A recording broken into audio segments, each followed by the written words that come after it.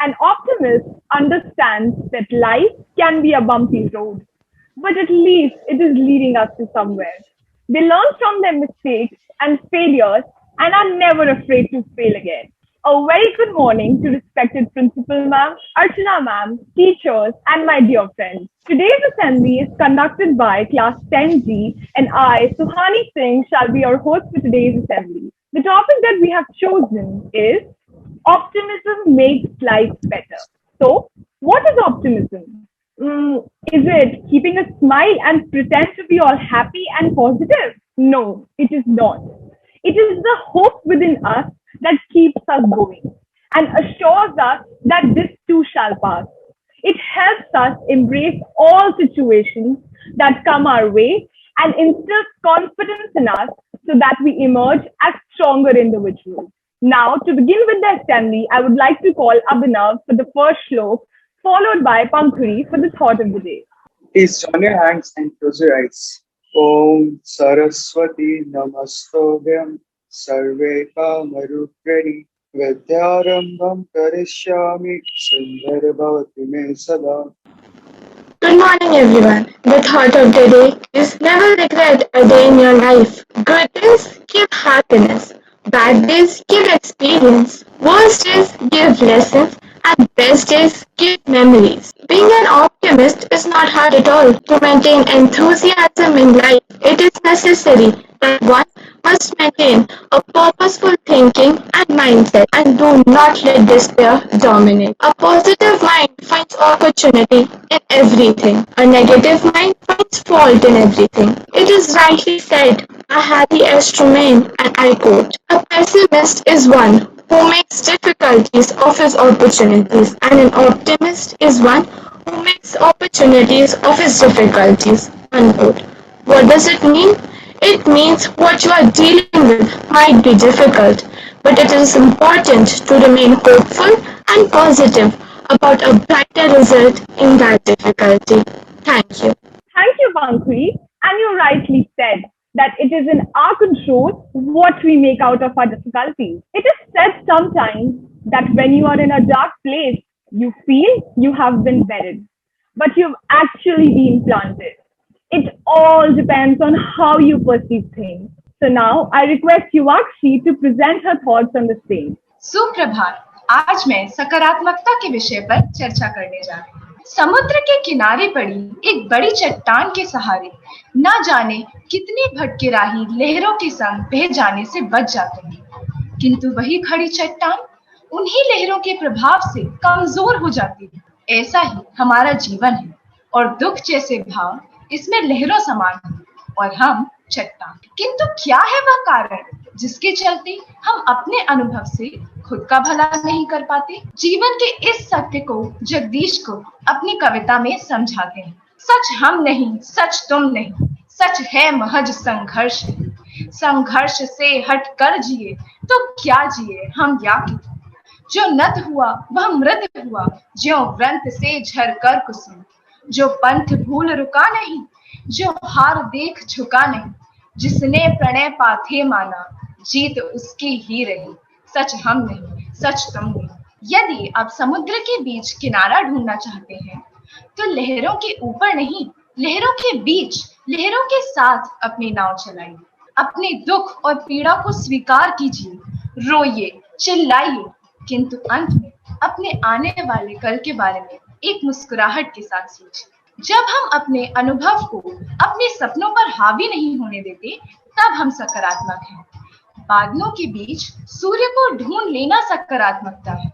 हम जीवन में गिरते हैं, उठते हैं, फिर गिरते हैं और कभी-कभी कोई हमारी उठने में मदद करता है। हमें यह नहीं पता कि हम कब और कहां गिर जाएंगे, किंतु जब भी जीवन आपको धक्का दे, तब चाहे उठने में कितना ही समय क्यों ना लगे, समय आने पर कभी किसी और को गिरने मत दीजिएगा। आप एक इंसान का हाथ उठाएंगे, उसे पकड़ेंगे, तो कोई और आपका हाथ थाम लेगा। इस विश्वास को तब भी मत टूटने दीजिएगा जब लोग आपसे कहें, तुमने अभी दुनिया नहीं देखी। हमने यह दुनिया नहीं देखी, लेकिन जो दुनिया हम देखेंगे वो हमारी होगी। धन्यवाद। Thank you, Yuvatsi, and very well presented. Moving ahead, when it rains, look for the rainbow, and when it is dark, look for the stars. To dwell upon this thought, we now present before you an anecdote named A Positive Attitude. You shall see Avinav as the narrator, Ayushi as the monk, Pavni as the optimistic traveler, and me, Suhani, as the pessimistic traveler. This story truly shows us the difference that attitude can make. There was once a traveler who was walking from a village in the mountains to the village in the valley. As he walked along, he saw a monk working in a field. I'm so tired. Cannot see anyone.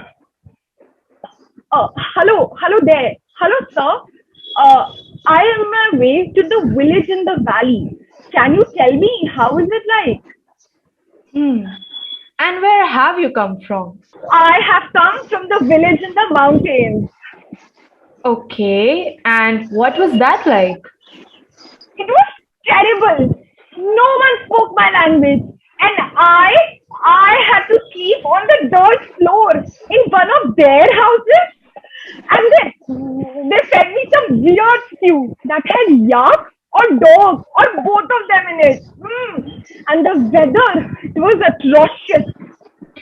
Well, then I think that you will find that the village in the valley is much the same. Not again. A few hours later, another traveler passed by. Hello, sir. I'm on my way to the village in the valley. Can you tell me what it's like? And where have you come from?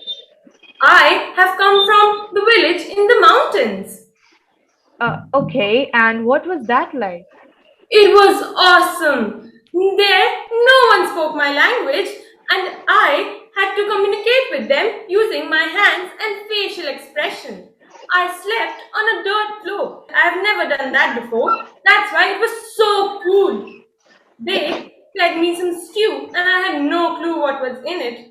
But to encounter how local lived, it was incredible. And the weather, wow! It was so freezing cold and blustery.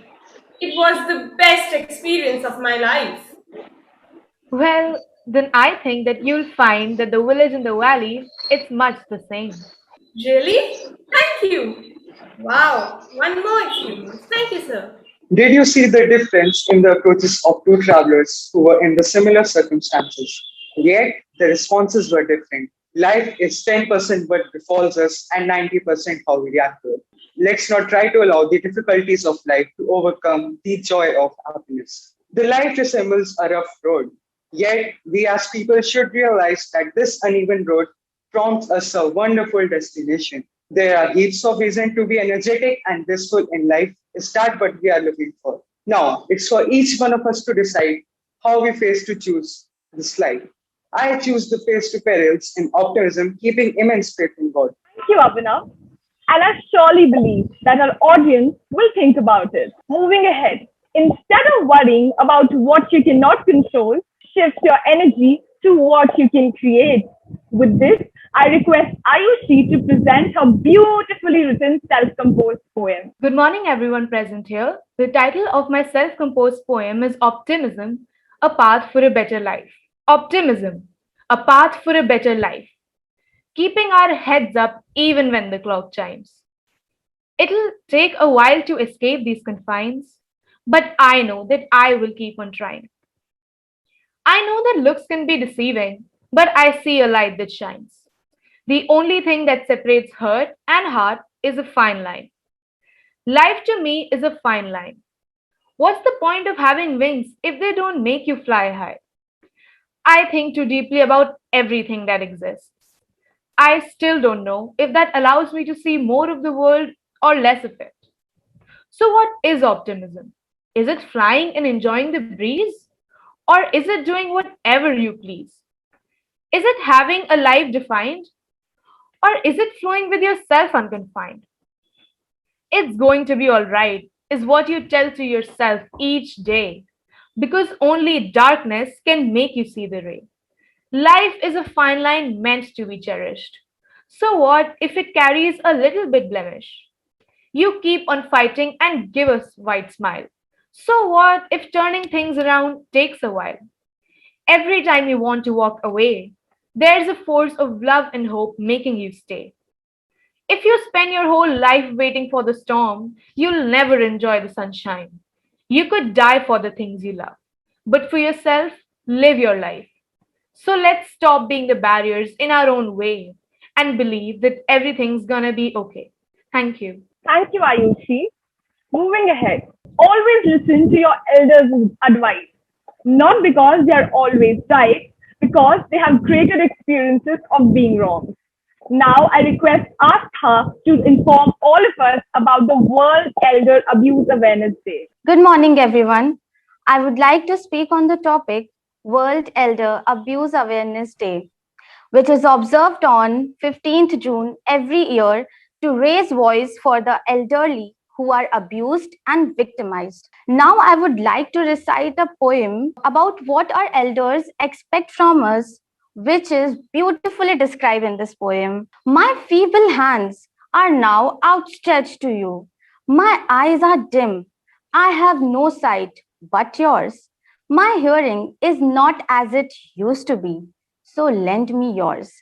My voice is getting weak, so speak for me. My legs have lost their strength, so use yours to stand tall for me. Now, bring your ears close to me and listen to my humble request.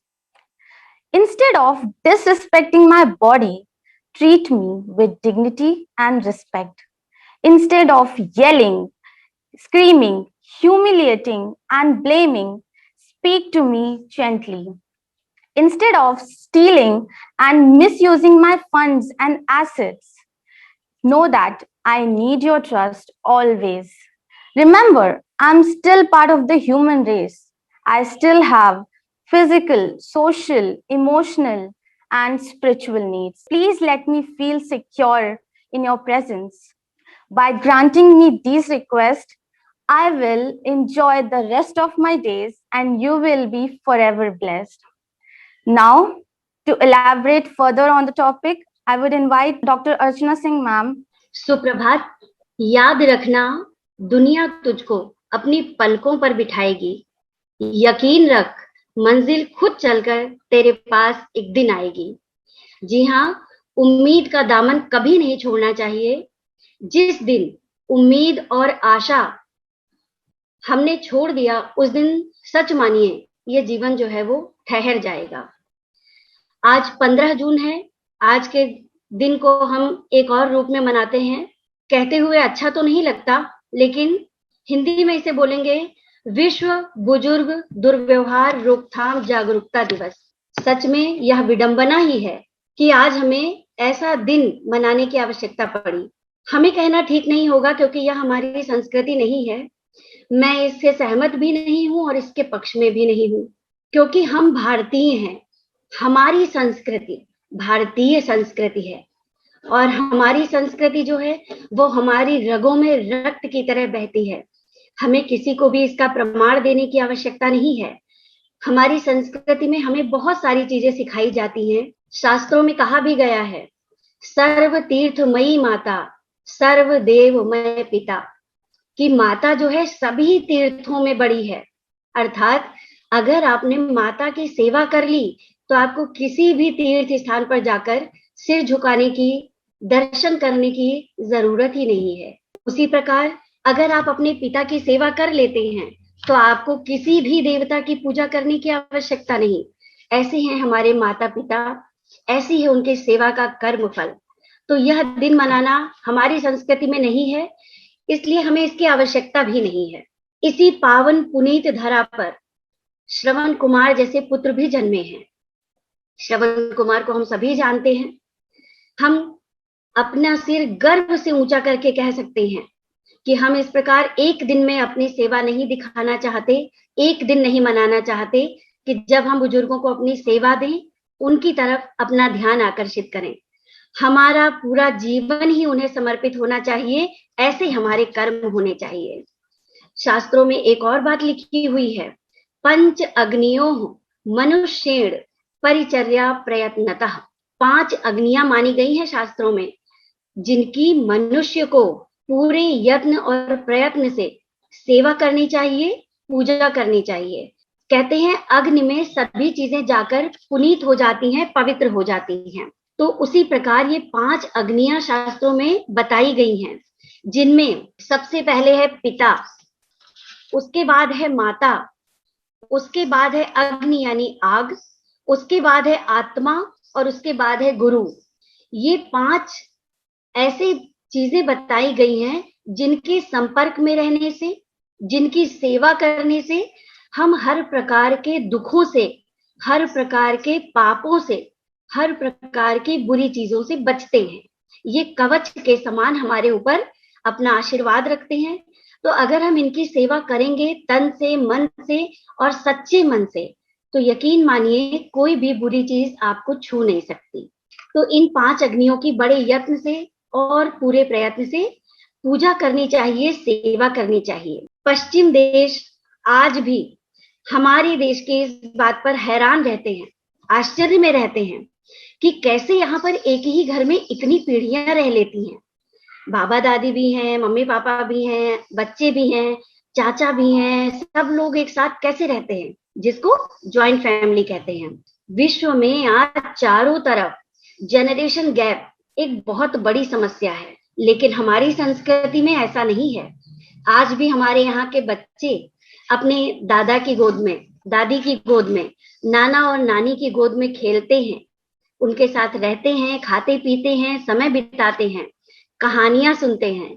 तो हम अभी उस सभ्यता के पीछे नहीं भागे हैं, अभी हमारी संस्कृति जीवित है, जो हमारे दिलों में है, हमारी पहचान है। तो हमारी संस्कृति हमारी धरोहर है और हमें इसका पूरे तन्मयता से पालन करना है। आगे आने वाली पीढ़ियों तक अपने ये संस्कार हमें देने हैं और इस तरह का किसी भी एक दिन मनाकर हम अपने कर्तव्यों की इतिश्री नहीं करेंगे, अर्थात समाप्ति नहीं करेंगे कि आज एक दिन मना लिया, आज एक दिन हमने अच्छा कर लिया, तो ये हमारी संस्कृति में नहीं है। तो हम सभी ये प्रण करते हैं कि हम अपने बुजुर्गों की उसी प्रकार सेवा करेंगे जैसे वो हमें अपना प्रेम, अपना स्नेह देते हैं, हमारी रक्षा करते हैं, हर कष्ट में, हर परेशानी में ढाल की तरह हमारे सामने खड़े रहते हैं। तो इसे संजोना हमारी जिम्मेदारी है और हमें ये काम करना है। धन्यवाद। Thank you so much, Archana ma'am, for such wise words. Moving ahead, these are tough times, but now we all know that by keeping faith and an optimistic approach, we all can get through it. So now I request all of you to maintain a minute of silence for the universal well-being.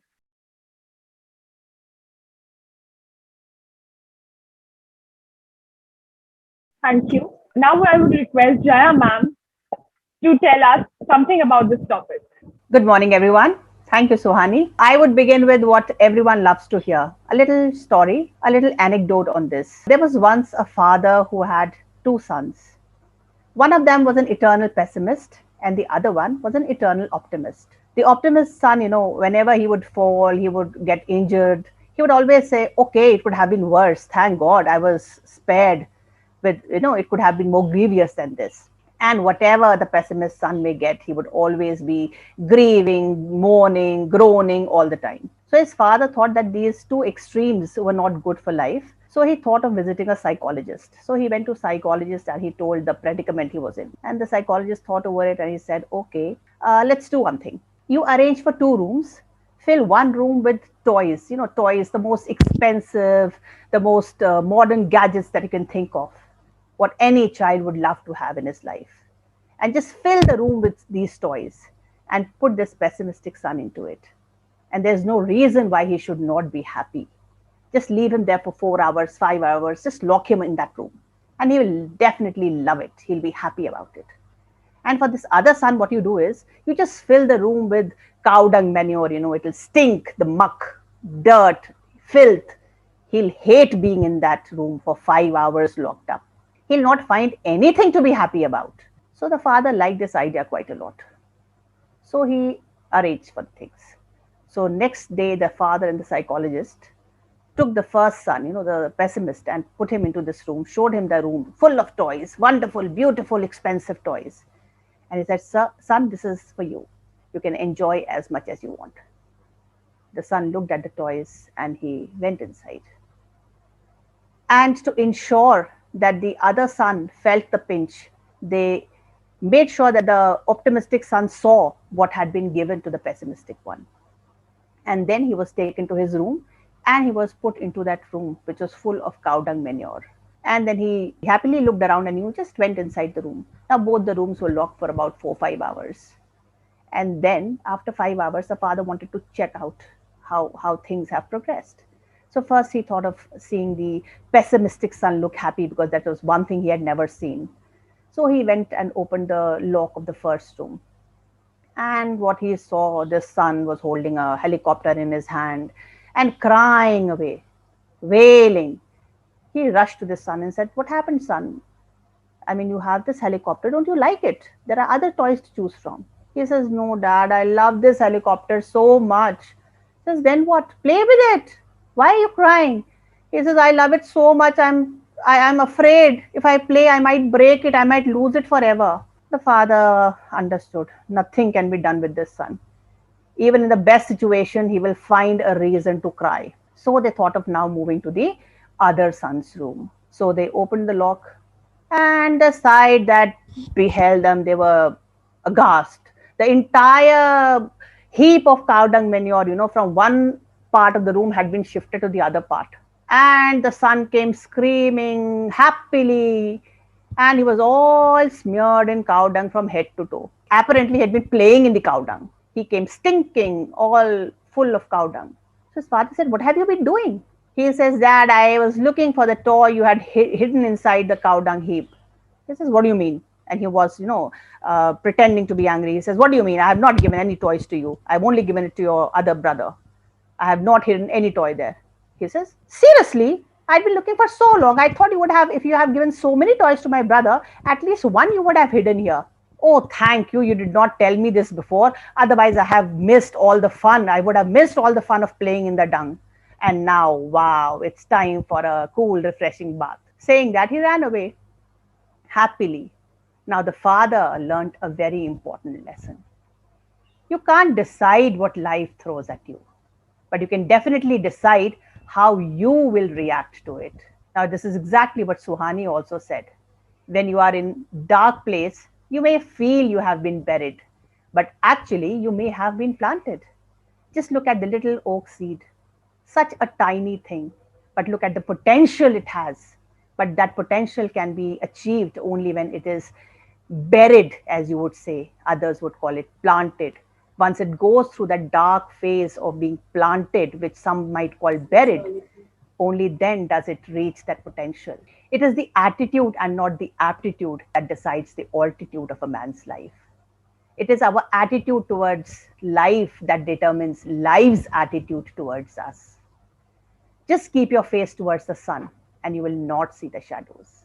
To conclude, I would like to say, I cannot change the world, but I control the atmosphere of my mind. And I do not give the right to anybody or anything to disturb that without my consent. Thank you and God bless. Thank you so much, Jaya ma'am, for such an interesting story. Now, I would request Arika to apprise us with a talented writer of our class who is soon going to be published by the Scholastic Quill Club Writers. Morning everyone. We are delighted to inform you that Vivakshi Rastogi of grade 10G is soon going to become a published author with Scholastic Quill Club Writers. Scholastic Quill Club Writers has brought out a new carefully curated guided writing and publishing program named Right Now that identifies new, aspiring, talented varieties from across the country. We are proud to announce that she passed 2 nationwide screening rounds to be the part of the program. It provides mentorship and refines and hones students' writing skills and molds them into published authors. She is one of the budding authors of our school. Many congratulations to you, Akshi. Thank you, Arika.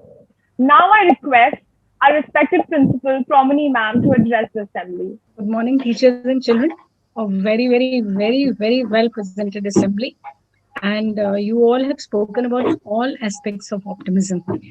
I will not speak much and prolong the assembly. I just want to congratulate Yuakshi, and someday we are going to bring all these scholastic quill club writers together. One thing which I was thinking ever since I saw this topic last night, Elder Abuse Day, and I truly agree with Archana Singh ma'am. We should not even speak of such days. We have to change the heading of such days. There is no need for us to talk of abuse. Yes, what's happening in our country now, it's not abuse by and large, it's paucity of time, and we people are getting too much into technology, so our elderly folk are feeling neglected at homes. So let us today please not broach this topic anywhere in any grade. Let us call it elder reverence generation. Let us not use the word abuse for our elders. That is not our culture. So this is for us. Let the world celebrate. Let Archie celebrate it through their cards. But Jaipuria School celebrates Elder Reverence Generation Day. We will send you a video. Please look at that video. It's a very short video. Please look at that. You know, it is relevant in the sense that it takes you back to your culture, just in case any one of you inadvertently is not spending enough time with your elders. It is time we think about it. And children, there is a relation between optimism and realism. Optimism should also be backed by effort. Please look at your mistakes. If you are making them ignorantly, then come out of them and be optimistic about it.